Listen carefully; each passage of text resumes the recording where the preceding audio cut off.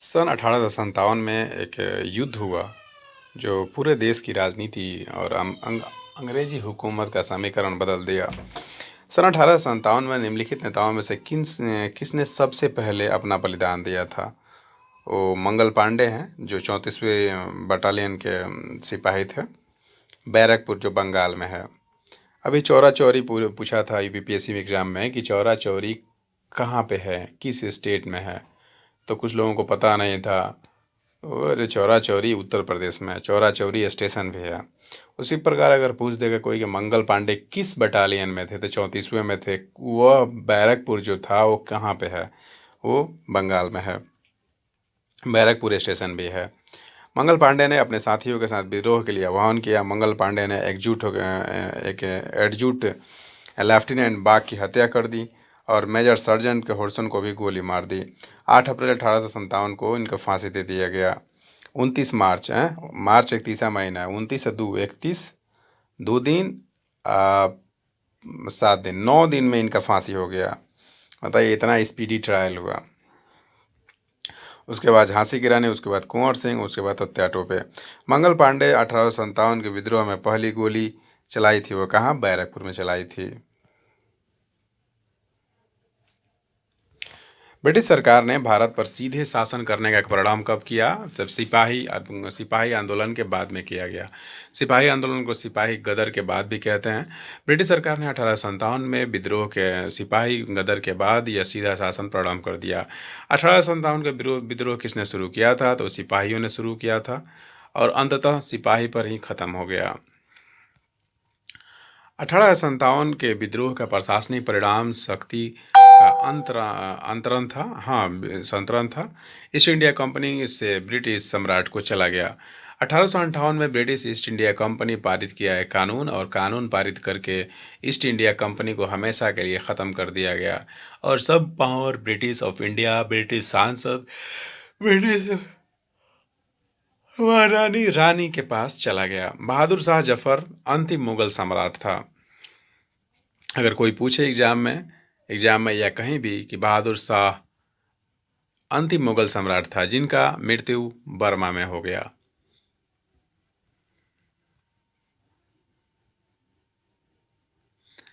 बहादुर शाह द्वितीय अंतिम मुगल शासक थे और 1857 की क्रांति के दौरान इनको पकड़ के रंगून भेज दिया गया। रंगून वहीं जो बर्मा की राजधानी है।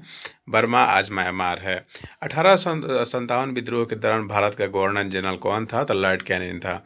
हमेशा यह दरोगा एसआई में पूछा जाता है, सिपाही के एग्जाम में भी पूछा जाता है ना, क्योंकि ये इम्पोर्टेंट टॉपिक्स है।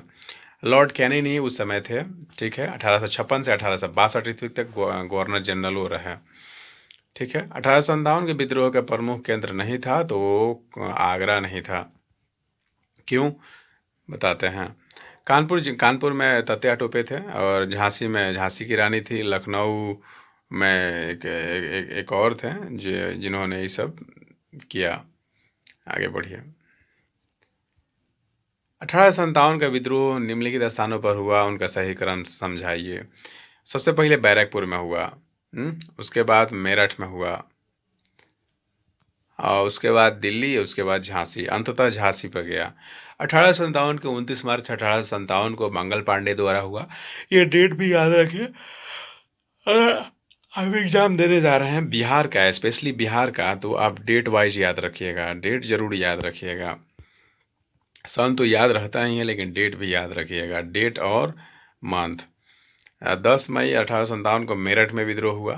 10 मई 18 मेरठ में विद्रोह हुआ। 12 मई को 1857 को विद्रोह सैनिक दिल्ली पर हुआ और जून में झांसी के सैनिकों का विद्रोह किया गया। कानपुर के गदर का नेतृत्व किसने किया था? कानपुर के गदर का नेतृत्व नाना साहिब ने किया था। नाना साहिब एक मराठा थे। 5 जून 1857 विद्रोह में कानपुर को अंग्रेजों से छीन लिया गया। यही नाना साहब ने गदर का नेतृत्व किया। निम्नलिखित में से किसने 1857 कि विद्रोह के कारण का विश्लेषण करते हुए अंग्रेजों और मुसलमानों के बीच में मिलाप की सर सैयद अहमद खां ने किया। सर सैयद अहमद खान 1857 के समय बिजनौर के सदर अमीन पर थे। उन्होंने इस विद्रोह के कारण विश्लेषण अपनी पुस्तक an essay and cause of Indian revolt में की। सर सैयद अहमद खान ने अंग्रेज और मुसलमानों के बीच में मिलाप की वकालत की। लाल किले के मुगल अस्तित्व किसके पतन के साथ समाप्त हो गया? लाल किले में मुगल अस्तित्व किसके पतन के साथ समाप्त हो गया मतलब ख़त्म हो गया। बहादुर शाह जफर द्वितीय थे। ऐसे इसका आंसर अगर लोग दें औरंगजेब तो सोच पे आधारित सही है, लेकिन अंततः इन्हीं पे हुआ। लाल किले का मुगल अस्तित्व बहादुर शाह जफर का पतन 1857 में ख़त्म हो गया। निम्नलिखित में से किसने लखनऊ के सन 1857 के विद्रोह का नेतृत्व किया? तो हजरत महल थे। लखनऊ में हजरत महल थे। जी जी, बेगम का भी यहीं पे नाम है। हाँ, लखनऊ 1857 विद्रोह में नेतृत्व हजरत बेगम महल ने किया। और बेगम हजरत महल ने 1857 के विद्रोह का नेतृत्व किस शहर में किया गया? तो लखनऊ में किया गया। आगे बढ़ते हैं। 1 नवंबर 1858 को उद्घोषणा जारी करने का शाही दरबार कहाँ आयोजित किया गया था? इलाहाबाद में किया गया था, याद रखिए। इलाहाबाद में 1 नवंबर 1858 को रानी की घोषणा जारी करने के लिए शाही दरबार इलाहाबाद लॉर्ड कैनिंग द्वारा आयोजित किया गया। सेना भर्ती का आयोजन कब लागू हुआ? 1856 में लागू हुआ। 1856 कैनिंग सरकार द्वारा एक शपथ दिलाया गया है कि आपको कहीं भी भेजा जाए आपको जाना होगा। नाना साहब का दूसरा नाम क्या था? धोतूपंत था। नाना साहब का दूसरा नाम धोतूपंत था। पेशवा बालाजी महाराज बाजीराव द्वितीय के पुत्र नाना साहब का पूरा नाम धोतूपंत था। इन्होंने कानपुर 5 जून 1857 के विद्रोह का नेतृत्व किया। इसकी सहायता से तात्या टोपे ने की थी। निम्नलिखित में से किस अंग्रेजी विरोध 1857 संघर्ष में भाग नहीं लिया? तो टीपू सुल्तान ने भाग नहीं लिया। और टीपू सुल्तान 1899 में हमेशा के लिए टाइम बाय बाय हो गए। अंग्रेजों के विरुद्ध 1857 के सरकार में टीपू सुल्तान ने भाग नहीं लिया। मैसूर का वह शासक थे और चतुर्थ एंग्लो मैसूर वार 1799 अंग्रेज विरुद्ध लड़ते हुए वीर गति प्राप्त हो गई। निम्नलिखित में से किस घटना में इंग्लैंड के सम्राट को भारतीय प्रशासन को अपने अधीन करने के लिए प्रेरित किया गया? वह सिपाही विद्रोह ही था। 1857 के सैनिक विद्रोह के उपरांत इंग्लैंड के सम्राट ने भारतीय सैनिकों को कंपनी से अधीन ले लिया। अब बाकी क्वेश्चन पूछते हैं गवर्नर जनरल से। 1857 के इंपीरियल दरबार के साथ हाथ से काती हुई खादी के कपड़े पहनकर कौन आया था? और जेबी जोशी ने आए थे 1857 में। उस समय गांधी जी 8 साल के थे। उस समय जेबी जोशी थे। पूना सार्वजनिक सभा के गणेश वासुदेव जोशी विक्टोरिया हॉल कलकत्ता में संपन्न 1877 में इंपीरियल दरबार में हाथ से काती हुई खादी के कपड़े पहन कर आए थे। बंगाल में राजस्व का इस्तेमादारी बंदोबस्त अस्थाई बंदोबस्त किसने लागू किया था? तो कॉर्नवालिस ने अस्थाई बंदोबस्त लागू किया था। इसमें जमींदारी सिस्टम खत्म करके अस्थाई बंदोबस्त लागू कर दिया गया। कॉर्नवालिस ने वार्षिक लगान के स्थान पर 1790 ईस्वी में 10 वर्षीय का लगान व्यवस्था लागू की और घोषणा की कि कोर्ट ऑफ डायरेक्टर के से स्वीकृति प्राप्त हो जाने पर इसी व्यवस्था स्वामित्व प्रदान किया जाएगा। डायरेक्टरों की स्वीकृति हो जाने पर 22 मार्च 1799 में 10 वर्षों का प्रबंधन अस्थायी कर दिया गया। भू राजस्व के यही व्यवस्था इस्मतदारी बंदोबस्त या अस्थायी बंदोबस्त कहा जाता है। कौन किया था? कॉर्नवालिस ने किया था। ठीक है, आगे आते हैं। निम्नलिखित में से किसके द्वारा बंगाल का अस्थायी मलगुजारी बंदोबस्त किया गया? तो कॉर्नवालिस है। कॉर्नवालिस ही थे। कॉर्नवालिस अस्थायी बंदोबस्त 10 वर्षों के लिए बंदोबस्त किया जाता था। 1800 भारत में राजस्व प्राप्त करने का अस्थायी बंदोबस्त प्रणाली किसने किया था? लॉर्ड कॉर्नवालिस ने किया था। ब्रिटिश सरकार के दौरान तत्कालीन मद्रास प्रेसिडेंसी में रैयतवादी प्रणाली किसने शुरू की थी? तो वो थे थॉमस मुनरो ने। बीपीएससी में क्वेश्चन पूछा गया था थॉमस मुनरो के बारे में।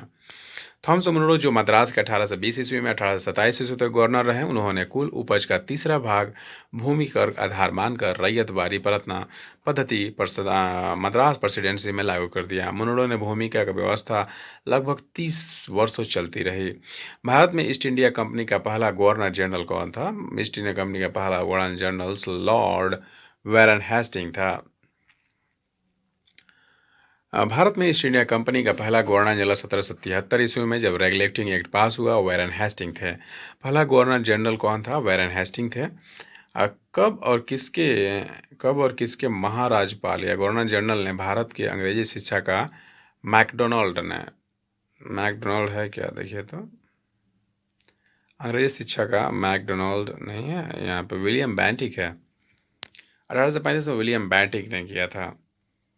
आइए, 1835 में लॉर्ड विलियम बेंटिक ने एक प्रस्ताव द्वारा अंग्रेजी को भारत में शिक्षा का माध्यम मान लिया और इसके तहत अधोमुखी से निष्ठान सिद्धांत को अपनाया गया, अर्थात शिक्षा समाज के उच्च वर्गों को दी जाए और इस वर्गों से छान कर शिक्षा का असर जन सम्मान तक पहुंचाया जाए। अंग्रेजों ने भारत में रेलवे किस उद्देश्य से शुरू की थी? ब्रिटिश वाणिज्य और प्रशासनिक नियंत्रण पर सुविधा के लिए किया गया था क्या? 1853 में पुणे में शुरू किया गया था। अंग्रेजों ने रेलवे का ब्रिटिश वाणिज्य और प्रशासनिक का नियंत्रण पे शुरुआत के लिए सुविधा के लिए किया गया था। 1853 में लॉर्ड डलहौजी ने जो पहले टेलीग्राफ लाइन शुरू किया था वह किसके बीच में है? कलकत्ता और आगरा के बीच में है। 1851 में प्रायोगिक तौर पर कलकत्ता एवं डायमंड हार्बर के बीच में टेलीग्राफ लाइन शुरू की गई थी। 1853 में 1800 टेलीग्राफ के कलकत्ता से आगरा के बीच में शुरू की गई थी। निम्नलिखित में से कौन से सन कलकत्ता और आगरा के बीच में टेलीग्राफ लाइन बिछाई गई? तो 1853 ईस्वी में किया गया। लॉर्ड डलहौजी थे। राज्य अपहरण नीति सबसे पहले किस भारतीय रियासत पर लागू हुई? राज्य अपहरण तो झांसी से ही लागू हुआ होगा। ये है कौन है जी? अपहरण सातारा जो महाराष्ट्र में है ना जी, महाराष्ट्र में। डलहौजी ने राज्य अपहरण नीति रियासतों का क्रम इस प्रकार है: सातारा 1848 ईस्वी में, जयतर 1849 ईस्वी में, संबलपुर 1849, बांगड़ 50, उदयपुर झांसी 53, नागपुर 1854। किस भारतीय राज्य पर कब्जा करने के लिए राज्य अपहरण नीति का नहीं अपनाया गया? वो है पंजाब। 1843 ईस्वी में इसको अपनाया गया था। दूसरा एंग्लो सिख युद्ध 1848 और 49 के पश्चात पंजाब कंपनी के साम्राज्य में विलय कर लिया गया। यह अंतिम था, दूसरा एंग्लो सिख वार। अच्छा, एक खुली प्रतियोगिता परीक्षा के माध्यम से इंडियन सिविल सर्विस को भारतीय परिवेश के लिए निम्नलिखित में से किसने संभव बनाया? तो वह डलहौजी थे। एक खुली प्रतियोगिता परीक्षा के माध्यम से इंडियन सिविल सर्विस में भारतीय के लिए प्रवेश डलहौजी के द्वारा संभव बनाया गया। भारतीय सिविल सेवा में चुने गए पहले भारतीय कौन थे? ये टैगोर थे। सत्येंद्र नाथ टैगोर। बहुत ही इंपॉर्टेंट क्वेश्चन है, बहुत बार लोअर क्लास के एग्जाम में पूछा गया है क्वेश्चन। सिविल सेवा में चुने गए पहले भारतीय सत्येंद्र नाथ टैगोर। दूसरे सुरेंद्र नाथ बनर्जी थे, जिनका 1869 में चयन हुआ था। महात्मा गांधी के जन्म के दौरान चयन हुआ था। महात्मा गांधी के जन्म से 6 साल पहले हुआ था। भारतीय सिविल सेवा में अर्हता प्राप्त प्रथम भारतीय कौन थे? सत्येंद्र नाथ टैगोर थे।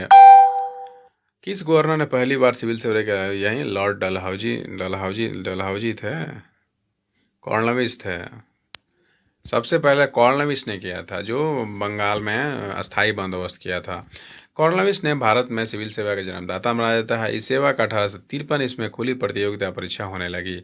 यह प्रारंभ में इंग्लैंड में होती थी। 1923 में यह भारत में होने लगी। 1853 में कॉर्नवालिस ने किया।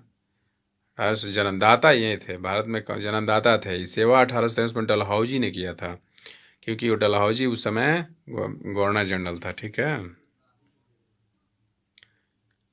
इंग्लैंड में हाउस ऑफ कॉमन्स द्वारा भारत किस गवर्नर जनरल पर महाभियोग चला गया? ये है वारेन हेस्टिंग पे चलाया गया। England house of the Commons द्वारा वारेन हेस्टिंग पर महाभियोग चलाया गया। वर्क में हेस्टिंग ने को चूहा और नेवला एक झूठा बैलों का ठेकेदार और अन्याय का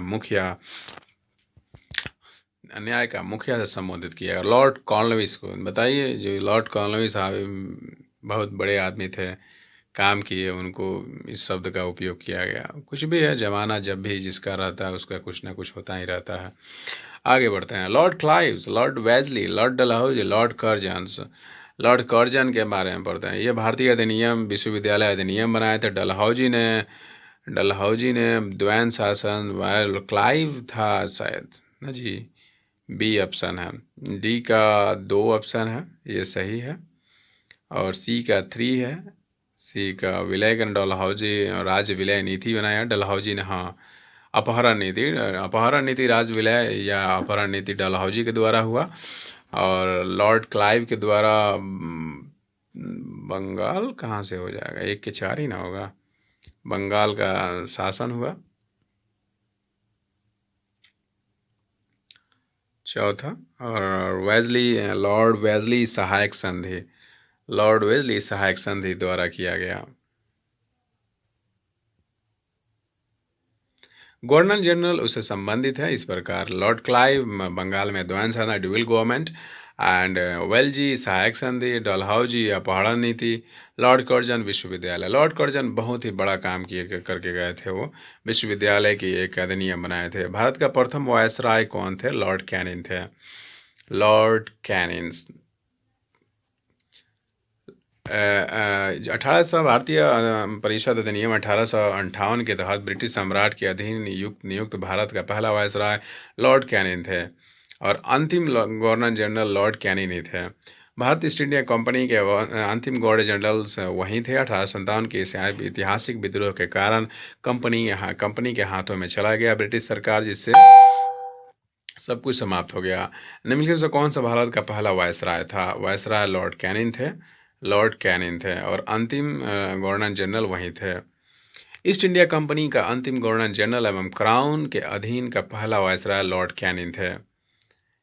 निम्नलिखित में से किस राज अपहरण नीति कार्यान्वित किया? लॉर्ड डलहौजी ने ये कार्यान्वित किया अपहरण नीति। सबसे पहले सातरा को ले लिया वो। लॉर्ड डलहौजी द्वारा राज्य अपहरण नीति के क्रियान्वित किया गया और इसका कार्यकाल 1848 से 56 तक रहा। 56 के बाद लॉर्ड कैनिन आए। और किस गवर्नर जनरल का नाम राज हड़प नीति के डॉक्ट्रिन ऑफ लैप्स में जरूरत है? लॉर्ड कैनिन ना, सॉरी, लॉर्ड डलहौजी याद रखिए, डलहौजी ने डाल दिया सबको। भारत का अंतिम वायसराय कौन था? यस, लॉर्ड माउंटबेटन था और भारत के अंतिम वायसराय लॉर्ड माउंटबेटन थे। और लॉर्ड माउंटबेटन के शासनकाल 4 जुलाई 1947 को ब्रिटिश संसद ने इटली द्वारा भारतीय स्वतंत्रता अधिनियम प्रस्तुत किया गया। 18 जुलाई को यह पारित किया गया। भारत में अंतिम गवर्नर जनरल कौन थे? तो लॉर्ड माउंटबेटन ही थे। भारत का अंतिम गवर्नर श्री राजगोपाल जारी थे और यह पद हमेशा के लिए भी समाप्त भी कर दिया गया। भारत के प्रथम भारतीय एवं अंतिम गवर्नर जनरल श्री राजगोपालचारी थे। 21 जून 1948 से 26 जनवरी 1950 तक थे। स्वतंत्र भारत के महाराज्यपाल गवर्नर जनरल कौन थे? ये माउंटबेटन ही थे। ठीक है, लॉर्ड माउंटबेटन थे। स्वतंत्र भारत के प्रथम गवर्नर जनरल लॉर्ड माउंटबेटन थे, जबकि स्वतंत्र भारत के दूसरे और प्रथम भारतीय गवर्नर जनरल सी राजगोपालचारी थे। भारत का पहला भारतीय गवर्नर जनरल कौन थे? सी राजगोपालचारी थे। स्वतंत्र भारत का पहला गवर्नर जनरल कौन था? लॉर्ड माउंटबेटन था। गवर्नर जनरल कौन था? एक बहुत कन्फ्यूजन वाला क्वेश्चन है। स्वतंत्र भारत के पहले गवर्नर जनरल माउंटबेटन थे, जबकि अंतिम और प्रथम भारतीय सी गोपालचारी थे। 1798 ईस्वी में लॉर्ड वेजलेजी ने प्रस्तावित सहायक संधि स्वीकार करने के लिए सबसे पहला भारतीय कौन था? तो निज़ाम ऑफ हैदराबाद। 1798 1798 में लॉर्ड वेलेजी ने सहायक संधि के लिए निज़ाम हैदराबाद को स्वीकार किया। भारत में सहायक संधि का प्रयोग वेलेजी से पूर्व फ्रांसीसी गवर्नर डुप्ले ने किया था। किस गवर्नर जनरल के कार्यकाल के दौरान भारतीय राष्ट्रीय कांग्रेस बनी थी? लॉर्ड डॉफ्रिन के द्वारा बनी थी। बहुत ही इंपॉर्टेंट क्वेश्चन है। लॉर्ड डफरिन के द्वारा बनाए के समय बनाई गई थी। भारतीय राष्ट्रीय कांग्रेस 1885 ईस्वी में बनी और लॉर्ड डफरिन का कार्यकाल लॉर्ड रिपन के बाद आया। लॉर्ड डफरिन कार्यकाल के दौरान हुई इस प्रथम अधिवेशन मुंबई और गोलकदास किया गया और W.S. बनर्जी इसके प्रचारक थे। निम्नलिखित में से ब्रिटिश का वह गवर्नर जनरल कौन है जिसने भारत में डाक टिकट की शुरुआत किया था? लॉर्ड डलहौजी ने डाक टिकट का शुरुआत किया था। बेतार का भी शुरुआत किया था। डलहौजी का भी बहुत योगदान है भारत के इतिहास में। भारत के डाक टिकट 1852 से 1848 से 1856 तक रहे वो लॉर्ड डलहौजी। उसके बाद लॉर्ड कैनिंग आए। शुरू में गवर्नर जनरल डलहौजी था और डलहौजी काल में 1854 में पोस्ट ऑफिस के लिए एक्ट पारित किया गया। इस एक्ट के तहत इधर आइए। अच्छा, इस एक्ट के तहत 3 प्रेसिडेंटियर्स में से एक महानिवेशक चुना गया। निम्नलिखित में से किसको लॉर्ड कर्जन का सबसे उपयोगी और महत्वपूर्ण सुधार माना जा सकता है?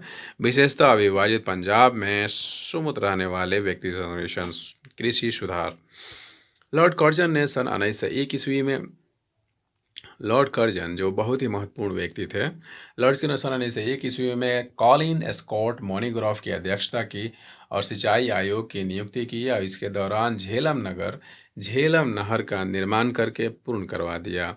अपर झेलम और लोअर बड़ी दोआब नेहरू का कार्यकाल के इन्हीं हाथों द्वारा किया गया।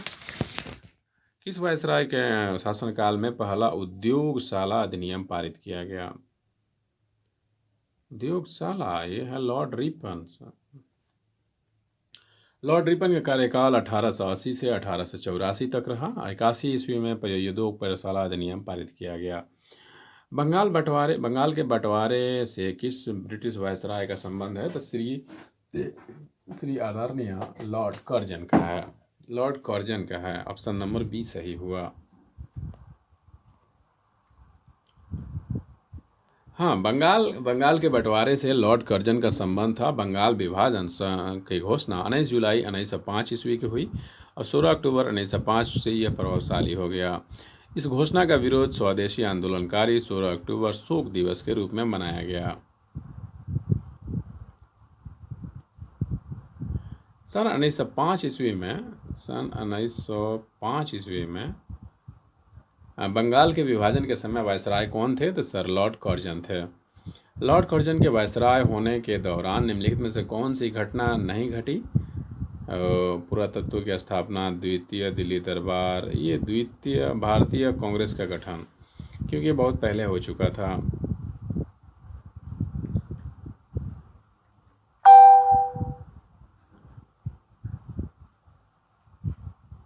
भारतीय राष्ट्रीय कांग्रेस का गठन 1885 ईस्वी में लॉर्ड डॉफरिन के समय हुआ। बंगाल का विभाजन 1905 में हुआ। पुरातत्व विभाग का स्थापना 1904 में हुआ।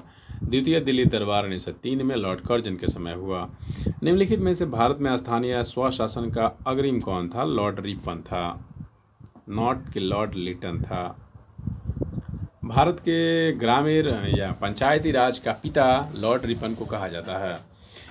लॉर्ड रिपन कार्यकाल में प्रस्तुत स्थानीय स्वशासन प्रस्ताव 1882 में आधुनिक स्थानीय स्वशासन का परिणाम हुआ। लॉर्ड रिपन को भारत में स्थानीय स्वशासन का पिता कहा जाता है। लॉर्ड रिपन को एक नए प्रांतीय सरकारों की आज्ञा दी और वे प्रांतीय स्थानीय नागरिक वित्तीय संसाधनों का एक सर्वेक्षण किया और निश्चित किया, सुपुर्द कर दिया गया। भारत में स्थानीय शासन का जनक किसे कहा जाता है? लॉर्ड रिपन थे। लॉर्ड रिपन का कार्यकाल 1880 से 1884 ईस्वी तक रहा, 4 साल रहा। Lord Ripon. भारत में पहली बार सन 1853 में किस स्थान से रेलवे यात्रा प्रारंभ की गई? वह मुंबई है। भारत में पहली बार यात्रा 16 अप्रैल 1893 ईस्वी में बम्बई से थाने किया गया। बम्बई का नाम भी बदल गया, मुंबई है। अब आते हैं संवैधानिक विकास। पीट्स इंडिया एक्ट के अंतर्गत निम्नलिखित में से किसे स्थापित किया गया है? पीट्स इंडिया लिमिटेड्स नियंत्रक बोर्ड। विलियम 1784 ईस्वी में, 1773 में रेगुलेटिंग एक्ट पास हुआ और 1784 ईस्वी में पीट पास कर दिया गया, पीट एक्ट्स। पीट्स इंडिया एक्ट 1784 ईस्वी द्वारा इंग्लैंड में सरकार के अधीन एक नियंत्रण बोर्ड की स्थापना की गई, जिसके कार्य डायरेक्टर नीतियों को नियंत्रित करना था। इस नियंत्रण बोर्ड में 6 सदस्य होते थे। इसमें 2 सदस्य ब्रिटिश मंत्रिमंडल के और शेष प्रिवी काउंसिल के थे। पीट्स इंडिया एक्ट 1784 का क्या मतलब है? एक अध्यादेश है, श्वेत पत्र है, क्या है? देखिए आंसर क्या दिया गया है। पीट्स इंडिया एक्ट, जिसे ईस्ट इंडिया कंपनी अधिनियम 1784 के नाम से जाना जाता है, इस अधिनियम था कि जो ग्रेट ब्रिटेन की संसद द्वारा नियामक अधिनियम 1773 की कमियों को सुधार हेतु कंपनी की गतिविधियों को नियंत्रण स्थापित करने के लिए किया गया था। किस चार्टर एक्ट से चीन के साथ ईस्ट इंडिया कंपनी का व्यापार अधिकार समाप्त हो गया? चार्टर एक्ट 1833 में के तहत ये समाप्त हो गया।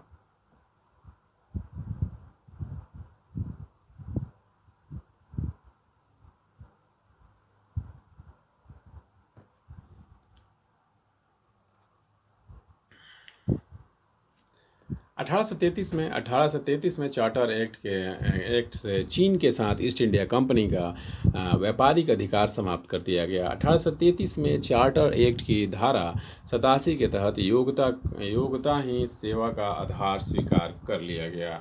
इस एक्ट के द्वारा बंगाल के गवर्नर जनरल भारत के गवर्नर जनरल बना दिया गया। 1833 में भारत की शासन व्यवस्था में पहली बार प्रतिनिधि लोकप्रियता तत्वों की समष्टि का प्रयास कब किया गया? 1892 में किया गया। 1892 अधिनियम का सबसे महत्वपूर्ण अंग निर्वाचन पद्धति का रणम होना। निर्वाचन पद्धति मतलब इलेक्शंस का कब हुआ? 1892 के अधिनियम के अंतर्गत हुआ। यह अधिनियम, इसमें निर्वाचन शब्द का उल्लेख नहीं किया गया था। केंद्रीय विधानमंडल की आधिकारिक अतिरिक्त 5 गैर सरकारी सदस्य होते थे, जिन्होंने 4 प्रांतों के प्रांतीय विधानमंडल के गैर सरकारी सदस्य कलकत्ता के वाणिज्यिक मंडल के सदस्य निर्वाचित करते थे। अतः इसकी अधिनियम के द्वारा सर्वप्रथम प्रतिनिधि लोकप्रिय तत्वों के समष्टि करने की प्रयास किया गया।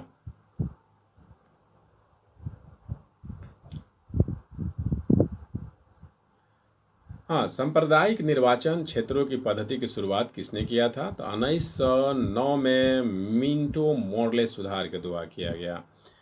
1909 से जो रिजर्वेशन सिस्टम लागू किया गया, ठीक है। सांप्रदायिक निर्वाचक क्षेत्रों की पद्धति का शुरुआत अक्टूबर 1909 में मुस्लिम प्रतिनिधि मंडल आगा खां की मांग पर मिंटो मॉर्ले के सुधार द्वारा हुई। उस समय भारत के सचिव लॉर्ड मॉर्ले और वायसराय मिंटो थे। कर्जन के बाद मिंटो थे, ठीक है। 1909 में लॉर्ड मॉर्ले मिंटो का सुधार किस कारण से विख्यात है? वह पृथक निर्वाचक मंडल से था, मतलब सेपरेशन ऑफ इलेक्शंस। भारतीय अधिनियम 2009 में एक पॉपुलरिटी क्या था? एक मॉर्ले मिंटो रिफॉर्म्स था। मॉर्ले मिंटो रिफॉर्म्स यही था। भारत के प्रांतीय ऑटोनॉमी स्वायत्ता की शुरुआत कब हुई? ये 1919 में स्वायत्ता या 1947 में होगा? 1935 में, सॉरी। भारत सरकार अधिनियम 1935 ईस्वी में यह स्वायत्ता मतलब फ्रीडम का रिलेशन हुआ, क्योंकि उस समय संविधान एक बन चुका था। भारत सरकार अधिनियम 1935 के सर्वमुख विशेषता प्रांतीय स्वायत्ता की स्थापना थी। इसके द्वारा प्रांतों में द्वंद्व शासन में ड्यूल गवर्नमेंट्स का अंत और पूर्ण उत्तरदायी शासन की स्थापना की गई। इसके द्वारा केंद्र में द्वंद्व शासन की शुरुआत की गई। किस अधिनियम की महत्वपूर्ण विशेषता प्रांतीय स्वयंता से थी? एक 1935 में।